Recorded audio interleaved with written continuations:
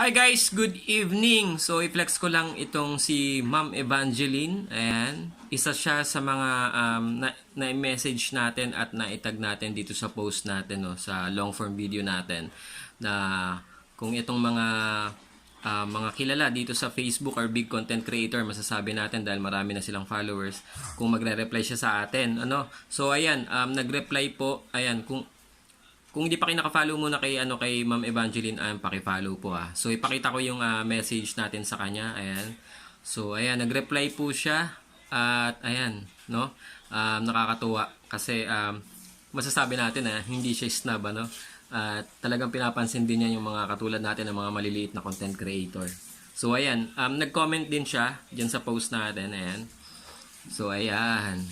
Okay. So ibig sabihin, guys, namamansin naman itong mga big content creator. No? Siguro may mga